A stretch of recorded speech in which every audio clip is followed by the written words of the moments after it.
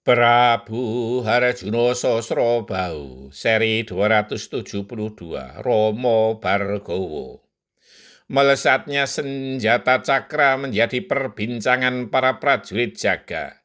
Jika senjata itu pergi dengan sendirinya, artinya Sang Prabu Harjuno Sosrobau telah kehilangan senjata pusaka yang paling diandalkan. Namun jika senjata itu atas kemauan Sang Prabu Harjuno Sosrobau, pasti ada sesuatu yang gawat sehingga Sang Prabu sampai harus memanggil senjata pusakanya. Karena mereka tahu bahwa Sang Prabu Harjuno Sosrobau sejak kemarin telah meninggalkan istana. Sementara itu, Prabu Harjuno Sosrobau sedang bersamadi di tengah hutan yang sepi.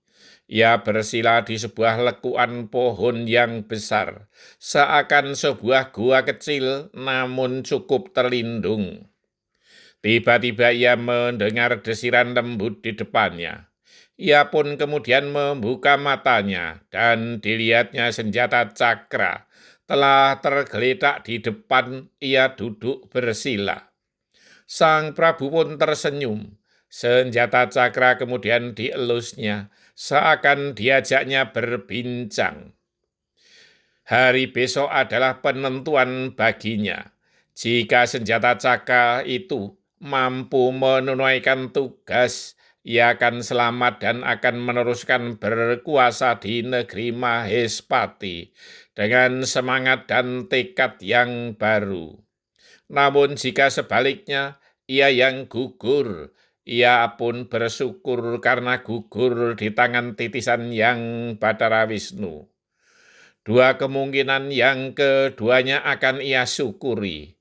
Dengan demikian, hati Sang Prabu Harjuno Sosrobau menjadi tenang, semeleh. Hati yang tenang membuat ia tidak gelisah lagi. Malam masih tersisa cukup panjang untuk beristirahat, dan Sang Prabu Harjuno Sosrobau pun merasa perlu untuk beristirahat agar pulih otot bebayunya. Setelah sempat makan, minum, dan berbersih diri, Prabu Harjuno Sosrobau ingin beristirahat secukupnya. Sementara itu, di tempat lain di pinggir padang tandus, Romo Bargowo juga sedang duduk bertengger di atas dahan yang besar dan berdaun rimbun. Ia pun tersenyum sendiri, karena ia yakin cita-citanya untuk gugur di tangan yang Bathara Wisnu akan terwujud. Walau ia menggenggam senjata pusaka panah Bargowastro yang sangat ampuh, namun ia pun tahu bahwa Prabu Harjuno Sosrobau juga memiliki senjata pusaka yang tiada duanya, senjata cakra, pemberian dewa. Ia pun pasrah jika akhirnya senjata lawannya itu nanti akan menembus dadanya.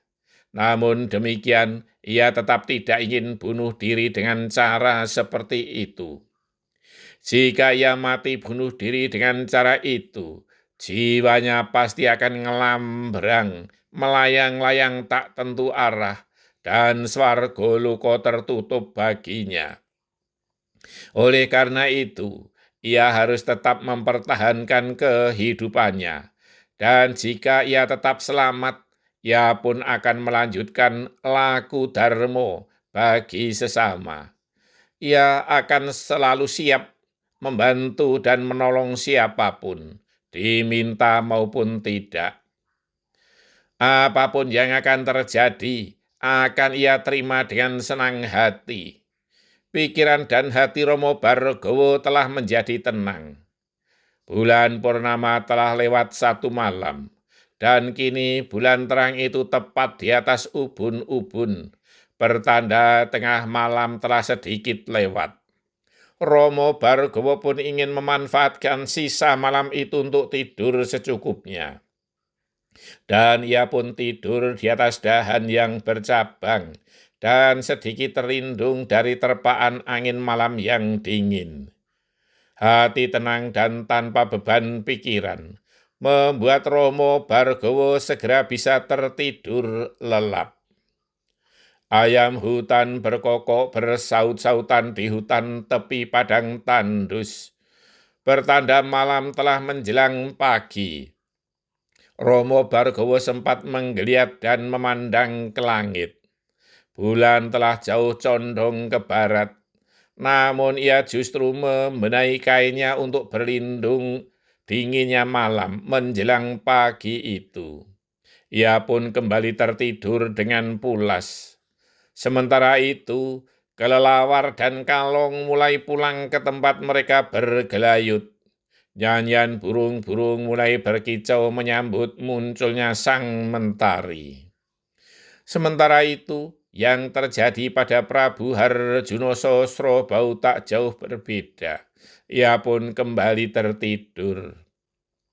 Namun perjalanan waktu tak bisa dicegah.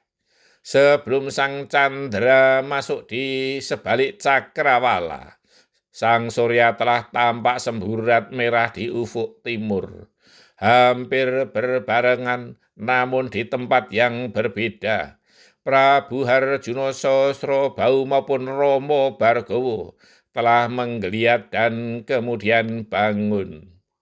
Mereka pun kemudian berbersih diri di tempat yang berbeda pula dan mempersiapkan diri untuk menuju ke medan laga, mempertaruhkan hidup matinya. Bersambung. Ingin tidur nyenyak dan pulas. Lepaskan beban pikiran, jauhkan kegelisahan, makan dan minum secukupnya, dan tentu berbersih diri dan pasrah kepadanya.